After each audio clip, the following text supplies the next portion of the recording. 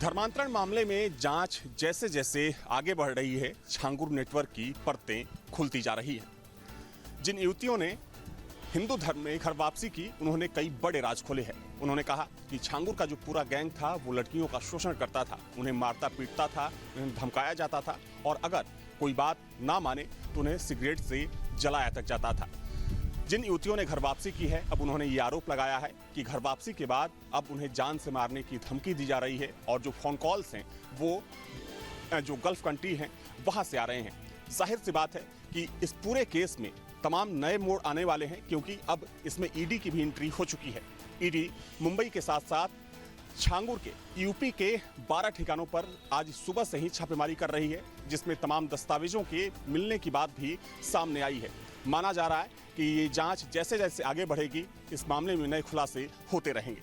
Video journalist Saiful Hasan के साथ Avinash Singh, news state, Lucknow. Bihar में अपराधियों का बोलबाला देखने को मिल रहा है। पटना के चर्चित पारस अस्पताल में चंदन मिश्रा की गोली मारकर हत्या कर दी गई। एक अपराधी जो सजा काट रहा था वो पैरोल पर आज इलाज कराने के लिए पटना के पारस अस्पताल पहुंचा था, जहां पर 5 हथियारबंद बेखौफ अपराधी सुबह 7:30 बजे पहुंचते हैं और 209 नंबर के कमरे में जहां पर चंदन मिश्रा रुका हुआ था, यानी कि उसका इलाज हो रहा था, उस रूम में घुसते हैं और दिन दहाड़े गोली चला देते हैं। गोली चलाने के बाद सभी अपराधी जो है वहां से निकलकर फरार हो जाते हैं और उन पर कोई कार्रवाई अब तक नहीं हो पाई है। पटना पुलिस ने ये साफ कहा है कि ये गैंग वॉर और आपसी जो रंजिश है उसका मामला सामने आ रहा है। वहीं अगर चंदन मिश्रा की बात की जाए तो चंदन मिश्रा बिहार के बक्सर का रहने वाला है और मर्डर केस में फिलहाल 20 साल की सजा काट रहा है, जिसमें 12 साल उसने काट लिया है। भागलपुर से पटना के बेउर जेल में उसे शिफ्ट किया गया था, लेकिन चंदन मिश्रा की तबीयत खराब थी, जिस वजह से उसे पैरोल मिली थी और वो 18 जुलाई तक बाहर था। पटना के पारस अस्पताल में इलाज करा रहा था, जिस दौरान 5 बेखौफ अपराधियों ने गोली चलाकर उसकी हत्या कर दी। वीडियो जर्नलिस्ट सतीन कुमार के साथ Utkarsh, news state, UP UK.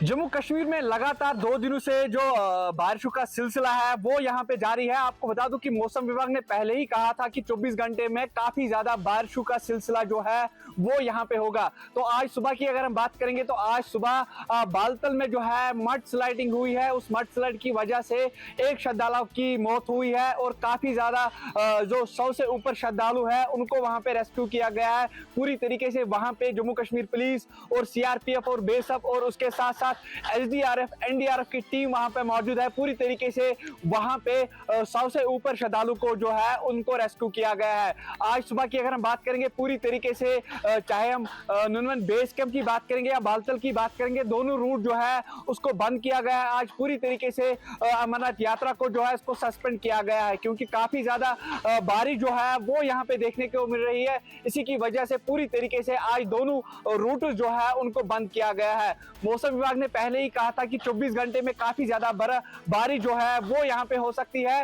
और कई जगहों पे जो है फ्लड सिचुएशन देखने को मिलेगी। पूरी तरीके से अगर देखा जाएगा कि जम्मू कश्मीर में पहले ही जो है एडवाइजरी जारी की गई थी, रेड अलर्ट और येलो अलर्ट पहले ही यहाँ पे जारी की गई है।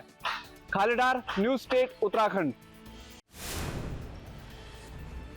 पूर्वांचल में बारिश का असर साफ देखा जा सकता है और जिस तरीके से सहायक नदियों में पानी बढ़ा है उसका असर वाराणसी के गंगा के जलस्तर में भी देख सकते हैं। किस तरीके से वाराणसी के 84 घाट गंगा में पूरी तरीके से डूब चुके हैं और ये वाराणसी का 80 घाट है और सुबह बनारस का ये मंच आप देख सकते हैं, जहां पर रोजाना गीत संगीत का और योग का कार्यक्रम होता है, वो भी किस तरीके से गंगा में समाता हुआ दिखाई दे रहा है। आलम यह है कि 84 घाट गंगा में पूरी तरीके से समा चुके हैं और घाटों का आपसी संपर्क पूरी तरह से टूट चुका है। गंगा में बढ़ते जलस्तर को देखते हुए जो सभी नाव है, बोट है, बजड़े हैं, वो सारे जो है वो गंगा के किनारे लगा दिए गए हैं और किसी भी नाव को चलने की अनुमति नहीं है। श्रद्धालु यहाँ आ जरूर रहे हैं पर उन्हें भी लगातार हिदायत दी जा रही है कि वो संभल कर चले, क्योंकि गंगा में पानी बढ़ा हुआ है। स्थितियाँ ये है कि गंगा में पानी बढ़ने के साथ साथ जो वरुणा नदी है उसमें भी पानी काफ़ी तेजी से बढ़ रहा है। तटवर्ती इलाके पूरी तरीके से डूब चुके हैं। एनडीआरएफ एसडीआरएफ के साथ जल पुलिस हाई अलर्ट पर है, लगातार पेट्रोलिंग भी कर रही है और लोगों से भी आग्रह किया जा रहा है कि वो इस बढ़ते हुए जलस्तर के बीच में गंगा में स्नान करने के लिए आगे की तरफ न जाएं, क्योंकि जैसे जैसे जलस्तर बढ़ेगा वैसे वैसे परेशानियां भी बढ़ती चली जाएंगी। इस समय फिलहाल चेतावनी बिंदु के करीब गंगा पहुंच रही है और ये स्थितियां पहले से ही बता दी जाती है कि वार्निंग लेवल है ये, आप समझ जाइए, क्योंकि गंगा के जलस्तर में बढ़ोतरी हो रही है। तो वाराणसी इस समय बढ़ते हुए जलस्तर के बीच दिखा जा रहा है। खासतौर पर तटवर्ती इलाके डूब चुके हैं और वरुणा नदी में भी जिस तरीके से उफान आया है उससे कोनिया, आदमपुरा, छित्तनपुरा जैसे इलाके में भी जो बुनकर बाहुल इलाका है वहां पर भी परेशानियां बढ़ती हुई दिखाई दे रही हैं। वीडियो जर्नलिस्ट शिवम मिश्रा के साथ सुशांत मुखर्जी, न्यूज़ 8 वाराणसी। पुणे जिले के मावल तहसील में एक चौंकाने वाला मामला सामने आया है। 3 घंटे के भीतर एक ही जगह पे 10 सड़क हादसे हुए हैं। राहत की बात यह है कि इस घटना में किसी की मौत नहीं गई, लेकिन इस घटना का हर एक घटनाक्रम सीसीटीवी कैमरे में कैद हो चुका है। मावल तहसील के गेहूं एलवड़ी रोड पर गहरे गड्ढे की वजह से लगातार वाहन चालक फिसल रहे थे। स्थानिक लोगों ने जब इसकी शिकायत की तो प्रशासन ने तत्परता से उस पर मुरम भर दिया, लेकिन बारिश की वजह से वही मुरम कीचड़ बनकर सड़क पर फैल गया।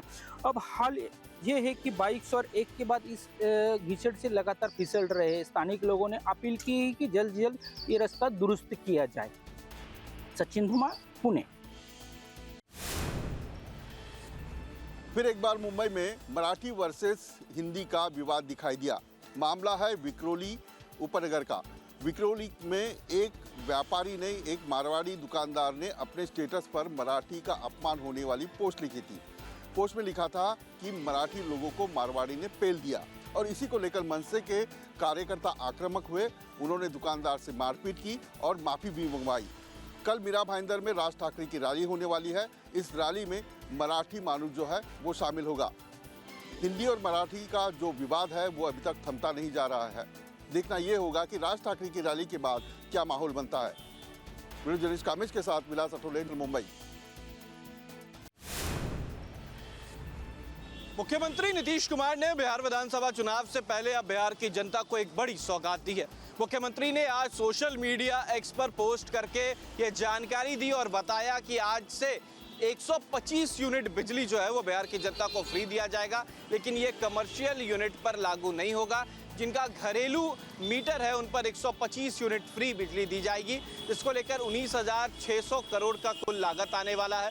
मुख्यमंत्री ने सोशल मीडिया एक्स पर ये जानकारी दी कि इसका लागू जो है वो 1 अगस्त से किया जाएगा, यानी कि 1 अगस्त के बाद जिनका भी बिजली बिल 125 यूनिट से ज़्यादा आएगा उसमें 125 यूनिट बिजली जो है वो फ्री होगी और जिनका बिजली बिल 125 यूनिट से कम आता है उनको पूरी तरीके से बिजली जो है वो मुफ्त कराई जाएगी। तो चुनाव से पहले एक बड़ा वादा जो है वो नीतीश कुमार ने बिहार की जनता से किया है।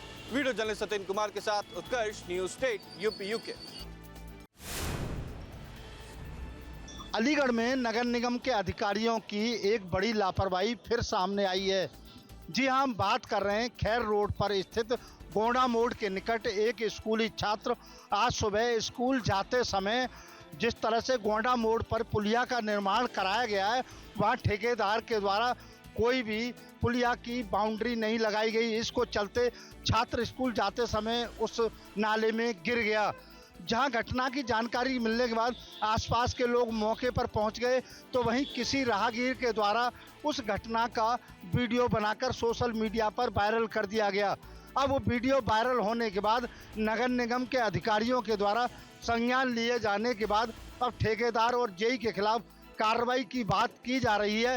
लेकिन बड़ा सवाल फिर वही उठता है कि जिस तरह से उत्तर प्रदेश के मुख्यमंत्री के द्वारा लखनऊ की घटना में नगर निगम के तमाम अधिकारी और ठेकेदार के खिलाफ एफआईआर दर्ज करा के सख्त कार्रवाई की, लेकिन अभी भी कहीं न कहीं लापरवाही करने से नगर निगम के अधिकारी बाज नहीं आ रहे।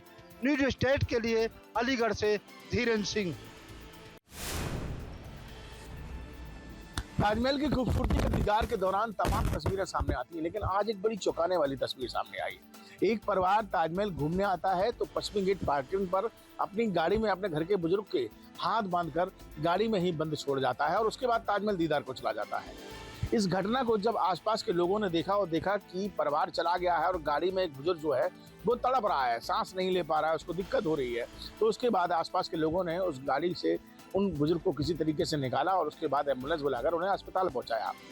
देखने वाली बात यह थी कि परिवार ऐसा कैसे कर सकता है कि किसी बुजुर्ग के दोनों हाथ बांधकर उन्हें गाड़ी में बंद कर जाए। कहानी जाननी थी और इसी वजह से पुलिस को बुलाया गया और पुलिस ने उस परिवार की तलाश की। घंटों की जद्दोजहद के बाद ताजमहल में ये पता लगाने के बाद जब परिवार का वापस गाड़ी पर पहुंचा तो वहां पता लगा कि घर के मुखिया का यानी घर के परिवार का ये कहना था, जो लोग वहाँ गए थे उनका कहना था कि घर के मुखिया जो हैं, जो बुजुर्ग थे, उनकी हालत ठीक नहीं रहती है। वो एक ऐसी बीमारी का शिकार है कि वो भूल जाते हैं कि वो कहाँ पर हैं और मानसिक स्थिति ठीक ना होने के चलते उन्होंने हाथ पैर बांध दिए थे।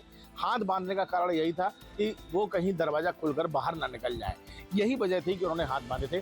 फिलहाल उन्होंने माफ़ी मांगी, आसपास के दुकानदारों से भी माफ़ी मांगी और फिर अस्पताल पहुंचे और अब परिवार जो है वो अपने घर के बुजुर्ग मुखिया के पास है और उनका इलाज किया जा रहा है। तो कुल मिलाकर लेकिन जब ये तस्वीर लोगों ने देखी तो काफ़ी ज़्यादा चौंकाने वाली तस्वीर थी, सबको झकझोरने वाली थी।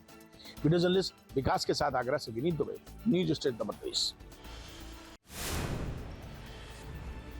साफ सुथरे शहरों के मामले में एक बार फिर इंदौर ने मारी बाजी। मध्य प्रदेश का ये शहर 8वीं बार नंबर 1 बना है। साफ सफाई के मामले में सूरत को नंबर 2 और नवी मुंबई को नंबर 3 का स्थान हासिल हुआ है। इसके अलावा अन्य शहरों को भी और अन्य निकायों को भी अलग अलग श्रेणियों में पुरस्कार से सम्मानित किया गया। मध्य प्रदेश के इंदौर शहर के मेयर ने कहा कि ये इंदौर वासियों की जीत है, क्योंकि उन्होंने 8 साल से साफ सफाई का ऐसा ध्यान रखा कि वो खुद तो कचरा नहीं फैलाते, दूसरों को भी फैलाने नहीं देते हैं। वीडियो जर्नलिस्ट राकेश चौहान के साथ मोहित बख्शी, न्यूज स्टेट। अतिक्रमण पर बुलडोजर का एक्शन जारी है। ताजा मामला महाराजगंज सदर क्षेत्र के अमृतिया खास के वार्ड नंबर 4 में देखने को मिली, जहां रास्ते की भूमि अर्थात 6/2 श्रेणी के नाम से सरकारी अभिलेखों में दर्ज थी। उच्च न्यायालय द्वारा बेदखली आदेश जारी किया गया, जिसके क्रम में प्रशासनिक अधिकारियों की टीम की मौजूदगी में अवैध अतिक्रमण को खाली कराया गया, जिसमें 1 नहीं 2 नहीं बल्कि 9 मकानों को बुलडोजर ने मिनटों में जमींदोज कर दिया। फिलहाल इस कार्यवाही से अवैध कब्जाधारियों में हड़कंप मचा हुआ है। Brajendra Pandey, news state, Uttar Pradesh.